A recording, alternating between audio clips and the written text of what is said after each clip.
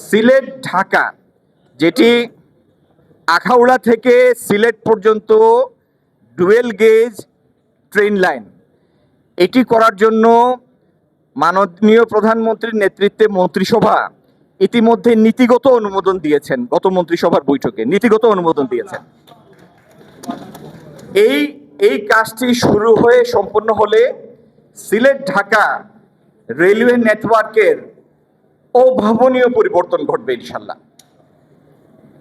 পণ্য পরিবহন এবং যাত্রী পরিবহন, একই সাথে চিটাগং সিলেটের রেল লাইনের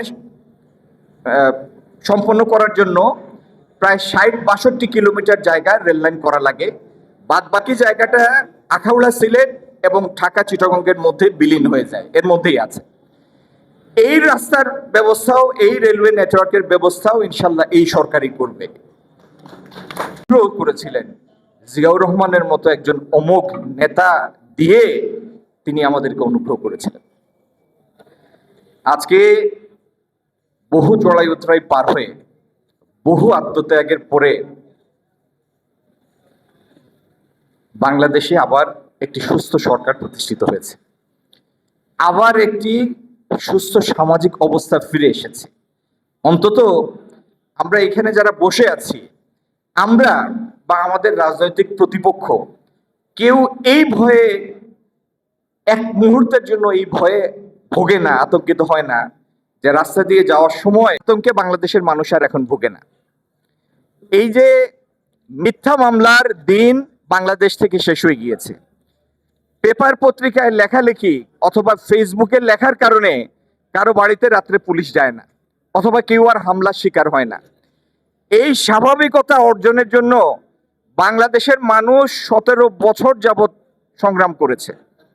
তাদের ১৭ বছরের আন্দোলনের ফসল হিসাবে মানুষের আকাঙ্ক্ষার সরকার এই দেশের মানুষের দেয়া দায়িত্ব নিয়ে এই দেশ পরিচালনার কাজ, গুরু কাজ, কঠিন কাজ হাতে নিয়েছে, গুরু দায়িত্ব হাতে নিয়েছে। আগামী দিনের জন্য যে কাজগুলি আমাদের চলমান আছে তার কয়েকটা আপনাদের সাথে একটু শেয়ার করতে চাই। একটি হচ্ছে, আমাদের মাননীয় প্রধানমন্ত্রী যখন মে মাসের ২ তারিখে সিলেট এসেছিলেন, তিনি আপনাদের কাছে ঘোষণা করেছেন, আমি আবার সেটার পুনরাবৃত্তি করছি, ইনশাল্লাহ ঈদের কিছুদিন পরেই সিলেটে আমরা ২৫০ শয্যার হাসপাতাল চালু করব ইনশাল্লাহ। এবং যে ব্যবস্থাপনা কর্তৃপক্ষ হাসপাতালের দায়িত্বে থাকবেন, তারা এটির পরিচালনা যেন একটি মডেল ধর্মী পরিচালনা হয়, অন্যান্য হাসপাতালগুলি যেন এটা অনুসরণ করার অনুপ্রেরণা পায়, ইনশাল্লাহ সেরকম একটা ম্যানেজমেন্ট এখানে থাকবে ইনশাল্লাহ। দ্বিতীয়ত, এটি একটু সময় লাগবে। সিলেট মেডিকেল বিশ্ববিদ্যালয়ের অধীনে একটা ১২০০ শয্যার হাসপাতাল হবে। এটি একটু সময় লাগবে, কিন্তু হবে, আমাদের পরিকল্পনার মধ্যে সেটিও আছে।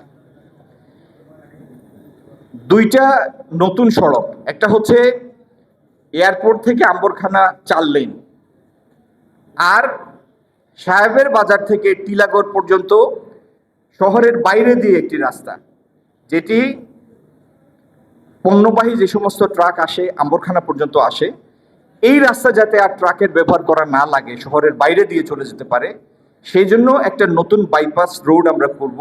সাহেবের বাজার হচ্ছে খাদিমনগর ইউনিয়ন, সাহেবের বাজার থেকে টিলাগড় পর্যন্ত ইনশাল্লাহ।